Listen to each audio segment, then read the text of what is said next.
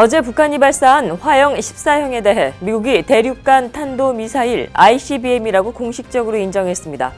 이런 가운데 뉴욕타임스는 트럼프 행정부가 북한을 위협하는 것 이외에 별다른 대북 옵션을 갖고 있지 않다는 분석을 내놨고, 또 한편으로는 군사적인 옵션이 테이블 위로 올라갈 수 있는 가능성도 제기했습니다. 뉴저지 주정부가 폐쇄된 지 사흘 만에 다시 문을 열었습니다.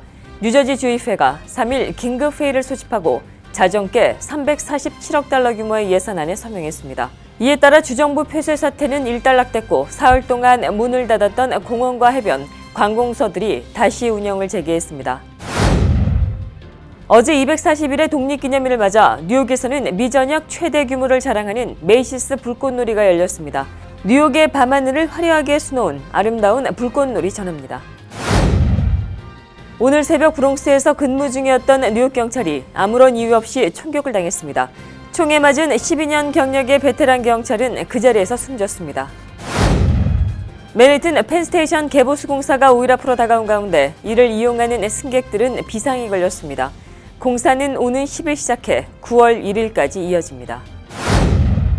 맨해튼 한복판에 군함도의 진실, 고발 영상이 떴습니다. 서경덕 성신여대 교수는 일본 강점기, 한인을 강제적으로 징용해 노예 생활을 강요했던 일본 나가사키의 군함도를 고발하는 영상을 지난 3일 오전 맨해튼 타임스퀘어 광장 전광판에 띄웠습니다.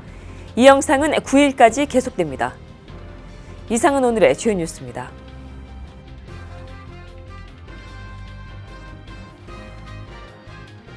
SBI융자 전문은행 뉴밀레니엄뱅크가 홈모기지 융자를 시작했습니다. 신속한 진행과 간단한 서류로 내 집 마련의 꿈을 앞당겨 드립니다. Member of FDIC and Equal Housing Lender.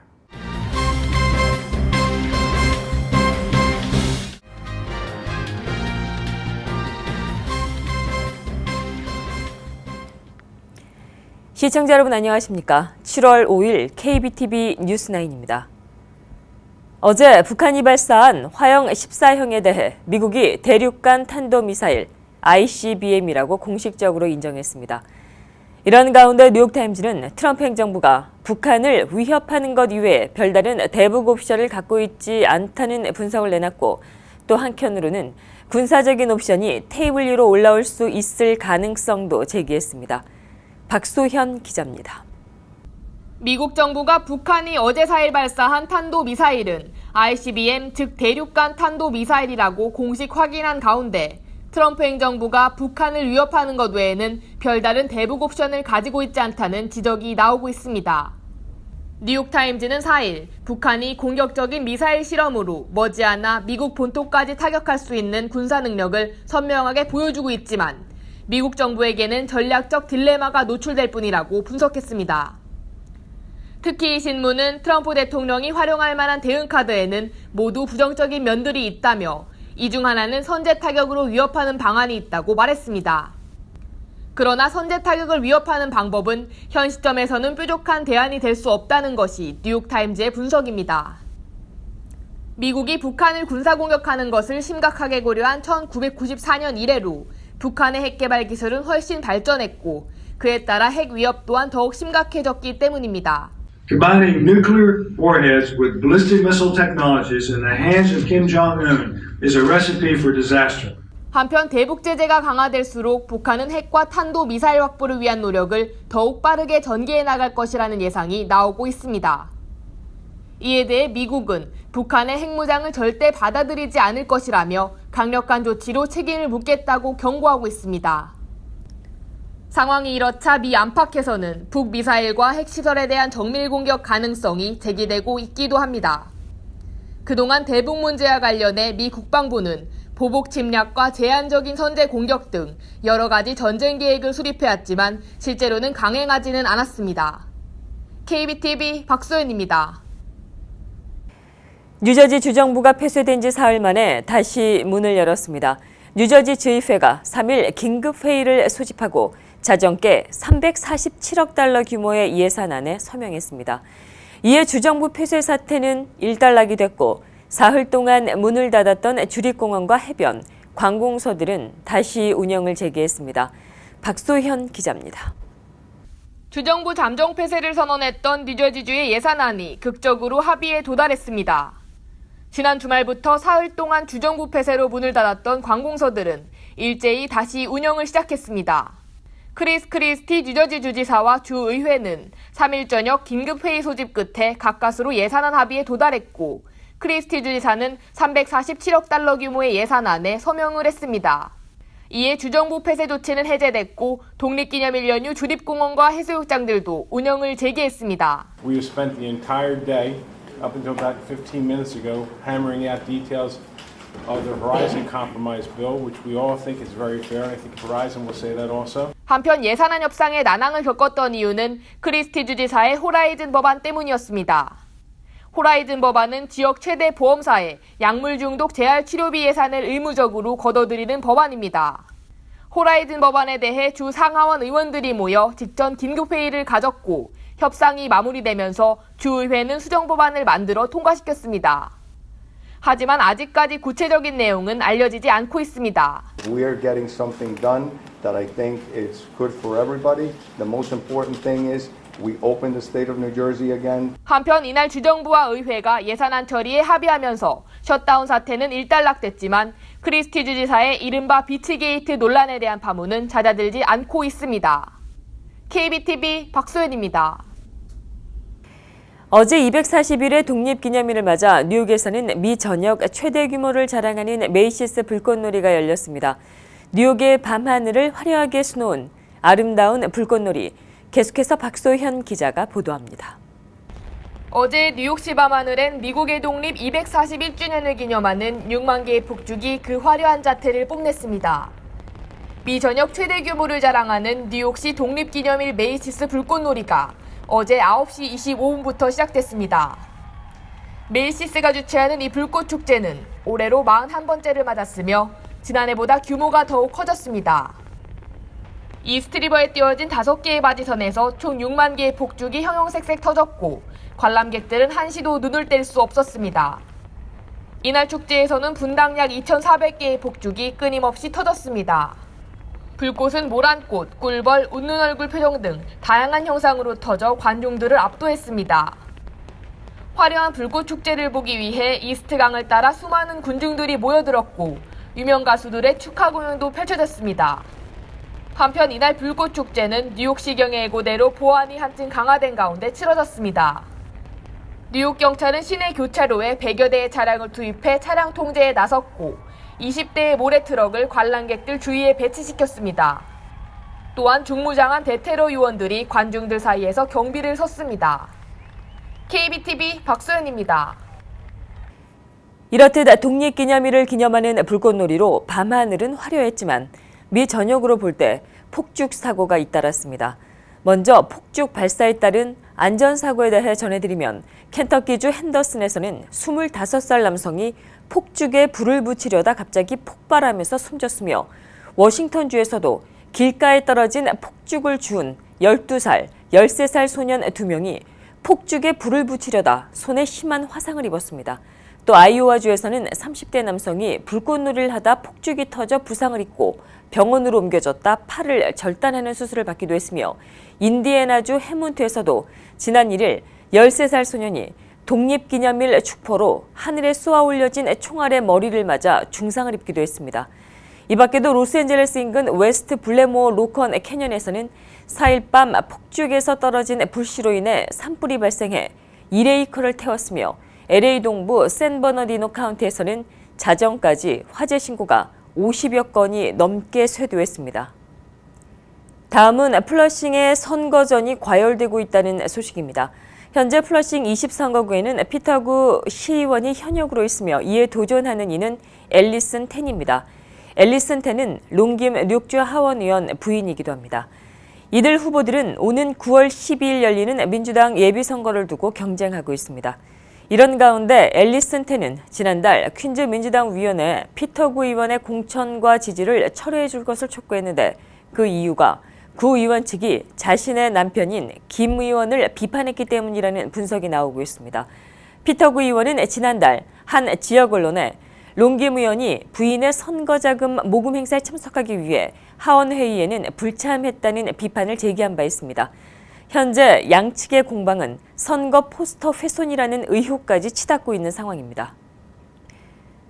오늘 새벽 브롱스에서 근무 중이던 뉴욕 경찰이 아무런 이유 없이 총격을 당했습니다. 총에 맞은 12년 경력의 베테랑 경찰은 그 자리에서 숨졌습니다. 박소현 기자입니다. 브롱스에서 근무 중인 여성 경찰이 이유 없이 총에 맞아 숨져 주변에 안타까움을 사고 있습니다. 숨진 경찰은 12년 경력의 베테랑 48세 미오소티스 파밀리아입니다. 오늘 자정 무렵 포트 에마이트 모리스 에비뉴와 이스트 183가 코너에서 사건은 발생했습니다. 당시 동료와 순찰차에 앉아 근무를 마무리 중이었던 파밀리아에게 한 남성이 갑자기 다가와 창문을 향해 총을 쐈습니다. 파밀리아는 머리에 총을 맞았고 병원으로 이송됐지만 끝내 숨졌습니다. 또 이날 사고 현장을 지나던 시민도 총상을 입어 병원에서 치료를 받고 있는 것으로 알려졌습니다. 총을 쏜 남성은 34세 알렉산더 본즈이며 그는 범행 직전 근처 상점에서 나온 뒤 순찰차를 향해 권총을 발사했습니다. 총을 쏘고 달아난 그는 곧바로 경찰에 붙잡혔고 대치 상황 끝에 경찰의 총을 맞고 사망했습니다. Approximately 1 block from the scene of the shooting. As they confronted him, he drew a revolver. The officers fired at him, striking and killing him. 제임스 오닐 뉴욕 경찰국장은 트위터를 통해 파밀라가 아무런 이유 없는 공격을 받았다고 밝혔습니다. 또한 범인은 뉴욕주 시라커스에서 강도 이력이 있는 전과범으로 현재 가석방 상태라고 알렸습니다.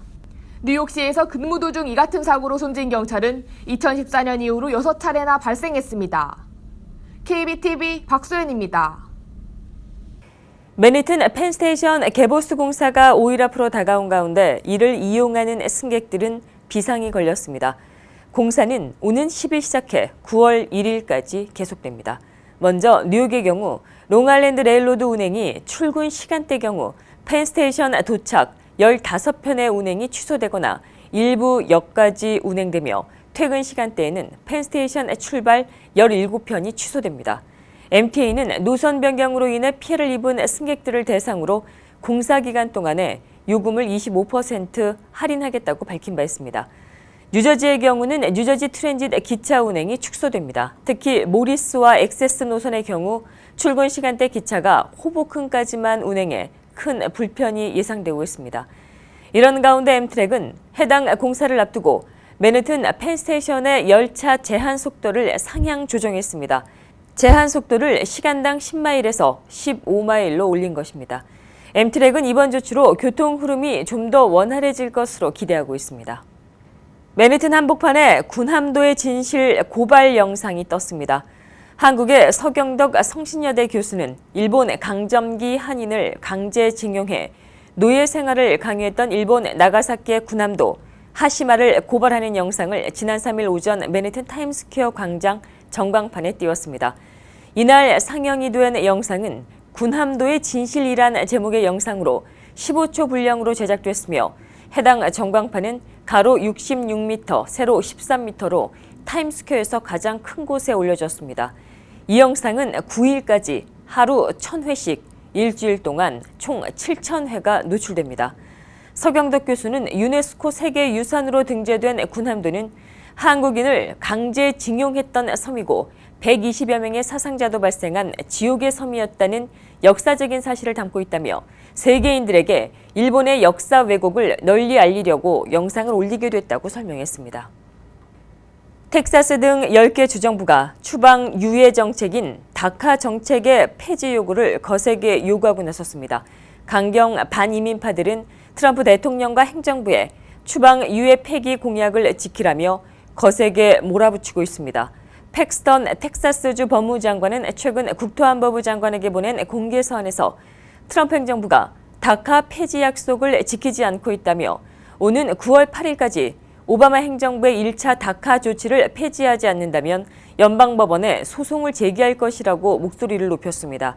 이 공개 서한에는 텍사스주를 비롯해 아칸소, 알라베마, 아이다호, 캔사스, 루이지애나, 네브라스카, 사우스 캐롤라이나, 테네시, 웨스트 버지니아 등 10개 주 법무장관들이 서명했습니다. 트럼프 행정부는 앞서 다파를 공식적으로 폐기한다고 선언했으나 2012년에 실시된 1차 추방유예에 대해서는 별다른 조치를 내놓지 않았었습니다. 이런 가운데 뉴욕을 포함한 미 전역의 불체자 보호도시 21곳은 어제 독립기념일을 맞아 올해 이민자 100만 명을 시민권자로 만들겠다며 시민권 취득 캠페인에 합류했습니다. 21개 불체자 보호도시는 전국의 각 도시 당국자와 이민단체 등이 펼치고 있는 지금 시민권 취득 캠페인에 합류하겠다고 밝혔습니다. 불체자 보호도시는 트럼프 대통령의 반이민 정책을 거부하고 불법 체류 이민자를 보호하는 도시를 말합니다. 한편 캠페인 측은 올해 상반기 중에 시민권 신청자 수가 50만 명을 넘었다며 100만 명 시민권 취득 목표를 달성할 날이 그리 멀지 않았다고 밝혔습니다. 다음 소식은 트럼프 행정부의 강경한 반이민 단속 여파가 합법 체류자의 해외여행에도 영향을 미치고 있다는 내용입니다. 트럼프 행정부의 반이민 단속 조치로 혹시나 재입국이 불허될까 하는 우려 때문에 미국 내 합법 체류 비자 소지자들도 출국을 자제하고 있다는 것입니다. 이에 따라 올해 미국 여행업계에 심각한 피해가 발생할 수 있다는 우려가 나오고 있습니다. 실제 시장 조사기관인 호퍼사의 설문 조사 결과 오바마 행정부 임기 마지막과 트럼프 행정부 출범 후에 온라인상에서 미국행 항공편 검색 횟수를 비교한 결과 트럼프 취임 후에 검색 횟수가 17%가 줄어든 것으로 나타났습니다. 이에 대해 이코노미스트는 1년 전 같은 기간에는 1.8%가 감소했다며 트럼프 행정부의 이슬람권 주민 입국 금지 명령 여파로 미국행 여행객이 이미 상당폭 감소하고 있는 것으로 분석했습니다. 트럼프 대통령이 박차를 가하고 있는 유권자 명부 제출 요구에 대다수의 주가 이에 불응했습니다. 트럼프 대통령은 지난해 대선을 비롯해 최근 미국 내 선거에서 부정과 사기가 만연했다는 판단 아래 유권자 명부 제출을 주에 요구하고 있습니다. 트럼프 대통령은 트위터에 도대체 뭘 숨기려는 것이냐며 주정부의 유권자 정보를 내놓으라고 압박했지만 50개 주 가운데 41개 주가 개인정보 보호 등을 이유로 들어 반대 의사를 표시했습니다. CNN 방송이 50개 주 주지사실과 총무장관실 등을 상대로 관련 내용에 대해 조사한 바에 따르면 자료 제출 요구에 적극적으로 찬성 의사를 보인 주는 단 3개 주에 불과했으며 44개 주가 반대를, 나머지 3개 주는 응답하지 않거나 입장을 정하지 않았습니다. 흑벽을 배경으로 힘없이 서 있는 4명의 소녀들. 이 사진 속에 일본군 위안부들의 모습을 담은 동영상이 73년 만에 발견됐습니다. 한국인 위안부를 증명하는 증언이나 문서, 사진은 많지만 동영상은 이번이 처음입니다. 김희삭 기자가 보도합니다. 7명의 소녀가 겁에 질린 채 서 있습니다. 두려움과 초조함이 얼굴에 그대로 묻어나고 하나같이 신발도 신지 못한 맨발 차림입니다. 1944년 9월 중국 송산에서 연합군의 포로로 잡힌 일본군 위안부들입니다. 만삭의 고 박영심 할머니가 나온 사진과 비교해봤습니다. 자세히 보면 여성 2명의 얼굴과 머리 모양, 옷차림이 모두 똑같습니다. 기존에 공개된 다른 포로 신문 사진과 비교해도 같은 외모와 옷차림의 여성들이 동영상에 등장합니다. 영상이 찍힌 위안부 소녀들이 한국인이라는 결정적 증거입니다. 미군 사진병이 찍은 18초 분량의 흑백 동영상. 미 국립문서관리청에서 70년 넘게 잠자고 있던 자료를 서울시와 서울대 연구팀이 2년 넘는 발굴조사 끝에 찾아냈습니다. 당시 일본군 위안소로 활용됐던 호텔 건물을 촬영한 53초 분량의 동영상도 함께 공개됐습니다. 이번 동영상 발굴이 당시 위안부들의 상황을 보다 명확하게 증명해내는 중요한 전기가 될 것으로 평가되고 있습니다. KBTV 김희삭입니다. 트럼프 대통령을 적극적으로 지지해온 극우 성향 온라인 매체 브레이트바트 뉴스가 최근 광고 수익 급감으로 고전을 면치 못하고 있습니다. 온라인 광고 추적 회사인 미디어 레이더에 따르면 브레이트바트 뉴스에 광고를 낸 브랜드는 지난 3월 242개에서 5월 26개로 줄어들었습니다. 2달 만에 90% 가까이가 줄어든 것입니다. 이를 두고 미디어 전문 매체인 디지데이는 반트럼프 운동가들이 기업들을 상대로 극우 매체에 광고를 싣지 말라는 캠페인을 펼친 결과로 보인다고 분석했습니다. 광고 수익 감소는 타운홀, 더 블레이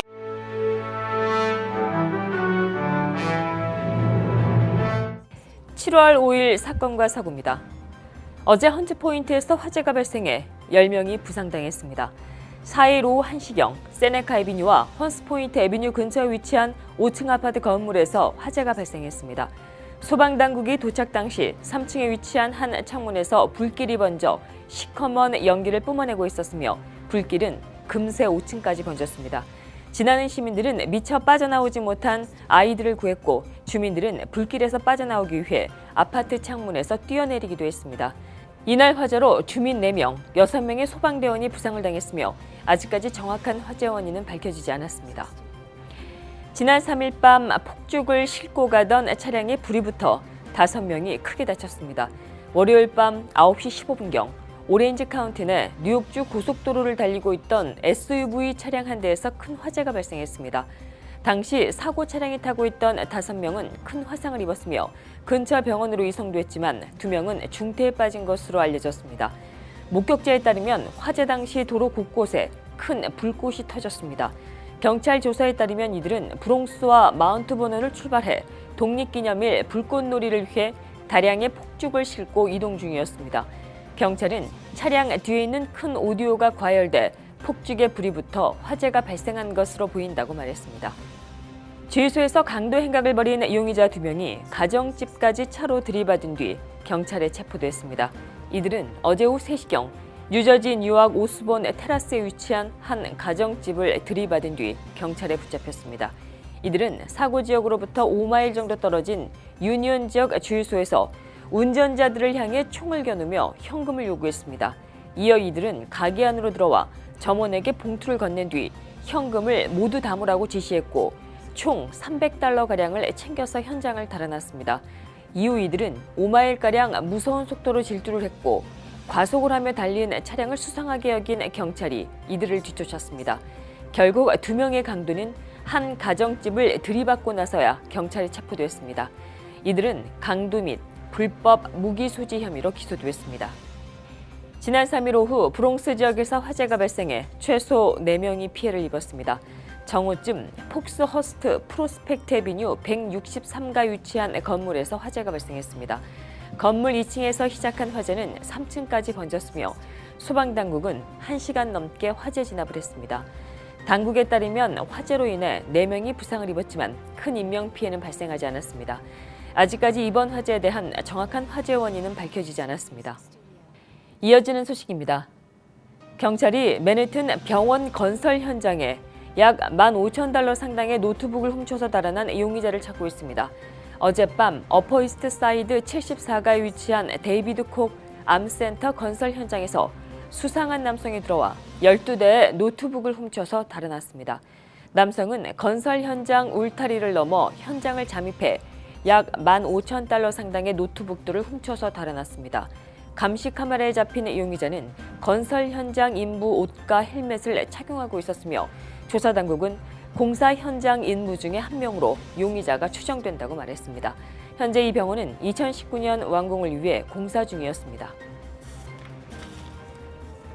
계속해서 오늘의 주요 단신 이어집니다. 오늘 오전 플로리다주 펜서콜라에 있는 에글린 공군기지에서 폭발 사고가 발생해 인근 주민의 대피령이 내려졌습니다. 폭발은 기지 내 맥키니 기후연구소에서 일어났으며 폭발로 발생한 연기는 유독성 기체인 것으로 판명됐습니다. 아직까지 사고 원인을 조사 중에 있으며 현장에서 사상자는 보고되지 않았습니다. 반이민 행정명령에 미국인 10명 중에 6명이 지지하고 있다는 여론조사 결과가 나왔습니다.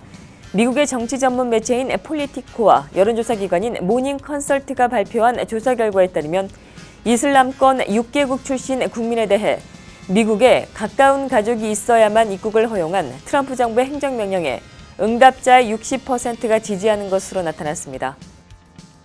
트럼프 대통령이 오늘 자신의 트위터에 또다시 미국이 다른 나라들과 체결한 자유무역협정을 맹비난했습니다. 트럼프 대통령은 미국은 세계 역사상 최악의 무역협정들을 일부 체결했다며 우리가 왜 이런 무역협정을 계속해야 하느냐고 게시했습니다. 이는 미국과 캐나다, 멕시코 3국 간의 북미 자유무역협정과 한미 FTA를 겨냥한 것이라는 분석이 나오고 있습니다. 나이지리아 출신의 한 10대 소년이 비행기 바퀴에 몰래 숨어든 채 12시간을 날아 목적지에 무사히 도착했습니다. 일반적으로 사람이 1000피트가 넘는 고도에 다다르면 저산소증으로 의식을 잃거나 저체온증으로 사망하게 됩니다. 하지만 이 소녀는 상공 32,000피트에서 살아남아 주변에서는 놀라움을 감추지 못하고 있습니다. 네, 계속해서 포커스인과 커뮤니티 브리핑 이어집니다.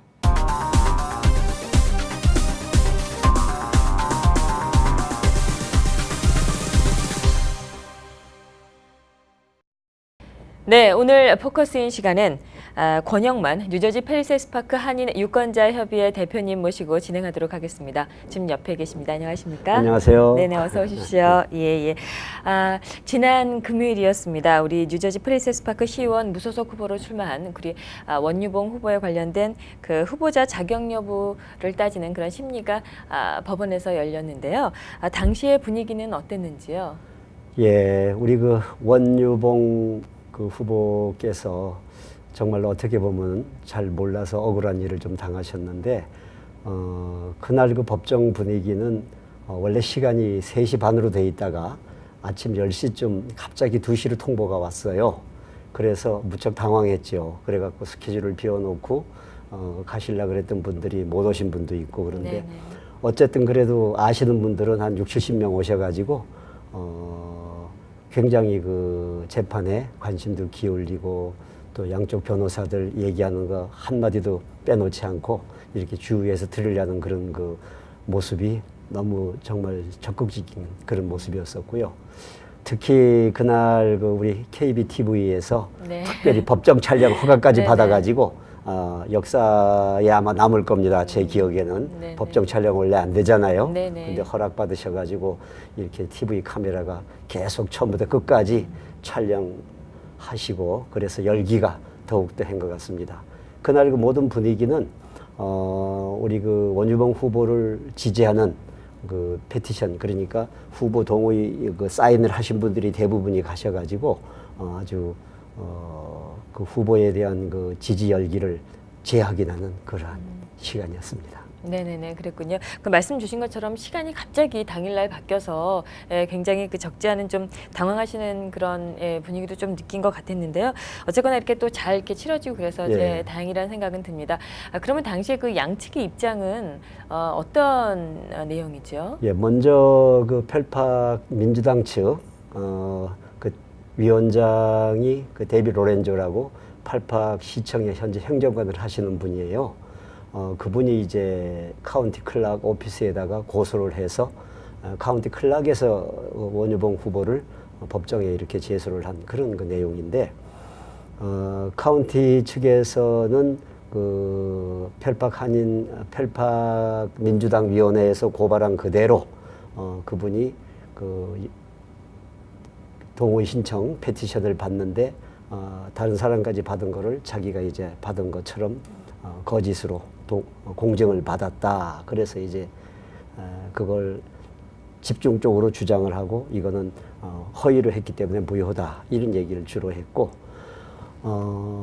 우리 원 후보 측의 변호사께서는 전체 133명 중에서 55명은 우리 원 후보께서 직접 받으신 거거든요. 그러니까 55명만 유효로 인정을 해도 43명 이상이면은 얼마든지 후보 자격 논란을 있을 수가 없는 거고, 이것은 기각대에 마땅하다 이런 그 변론을 폈었어요.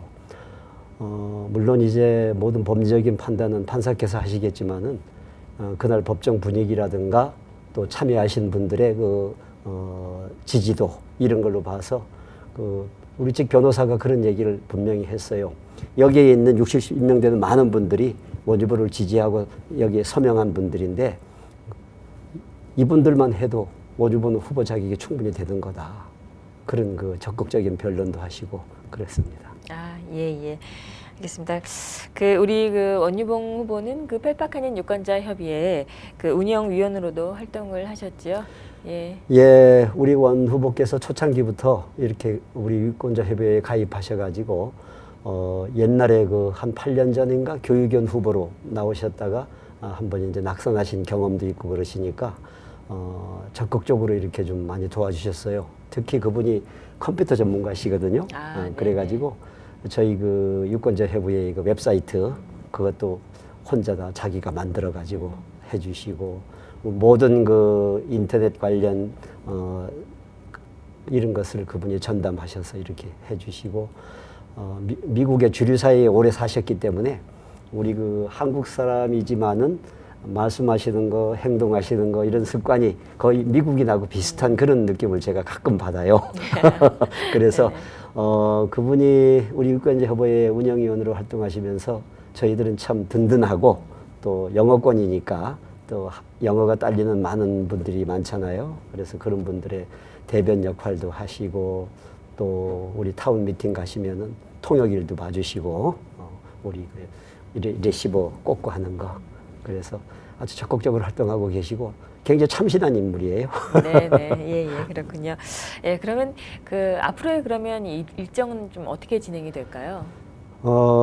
지난 금요일 날 일주일 후에 판사께서 통보를 해주신다고 그랬어요. 그런데 그게 이제 다시 히어링을 할지 아니면은 판결을 해서 바로 보낼지 아니면 또 재판을 계속할지 그거는 아마 그때 결정이 되지 않나 싶습니다. 아마 이번 주 중이나 내주 초에는 뭔가 통보가 오지 않을까 기다리고 있는데 그거하고 상관없이 저희들은 유권자협의회는 정말로 참신한 후보가 이렇게 한인 사회에 좋은 그 모범을 보이고 계시고 또 기존 정치권에서 이 무소속 후보라든가 한인 후보에 대한 그 등록을 굉장히 그 꺼리는 그런 그 모습을 절실하게 느꼈습니다, 이번에. 그래서 좀 어려움이 있고 그렇더라도 앞으로 많은 그 참신한 젊은이들을 좀 이렇게 양성해가지고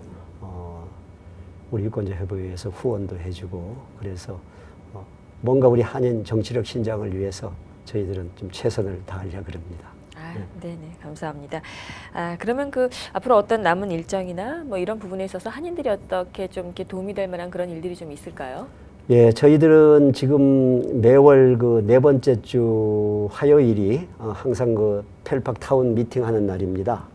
그래서 그 타운 미팅에 이제 그 참여를 해서 타운의 행정이라든가 재반 일을 갖다가 이렇게 좀 보고 또 시민들이 원하는 민원 사항이 있으면 그 자리에서 건의도 하고 그런 그 건전한 타운 미팅이 되는 걸 원해요. 상당히 우리 한인들이 많이 참석하는 것을 어려워하시는 그런 모습을 가끔 보는데 저는 우리 타운 측에서 그럴 필요는 없다고 봅니다. 주민과 타운이 하나가 돼야지 우리 동네가 발전하기 때문에 저희들은 그런 게 목적이지 타운의 나쁜 점을 꼬집고 비방하고 그런 그 주민들이 아니고 뭔가 서로 잘해 보기 위해서 대화로서 이렇게 좀 풀어나가려는 그러한 그 주민들의 입장을 우리 유권자협의회에서는 좀 대표적으로 이렇게 전달할 수 있는 그러한 모습으로 앞으로 쭉 나갈 겁니다. 네, 알겠습니다. 오늘 좋은 말씀 너무 감사드립니다. 네, 오늘은 여기까지 듣겠습니다. 네, 지금까지 권영만 뉴저지 펠팍 한인 유권자협의회 대표님이셨습니다. 오늘 잘해주셔서 고맙습니다.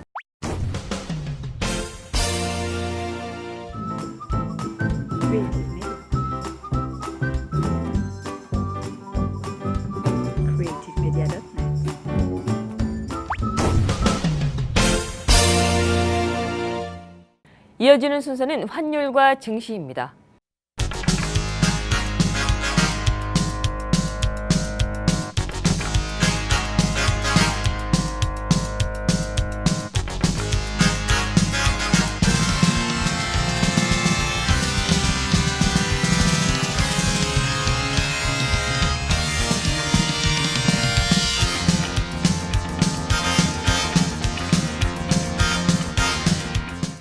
계속해서 뉴욕과 뉴저지 지역의 날씨 알아봅니다. 건강한 가정, 행복한 한인 사회를 위해 함께합니다. 한국인을 아는 병원, 실력 있는 병원, 홀리네임 병원. KBTV 오늘의 날씨는 홀리네임 병원에서 제공합니다.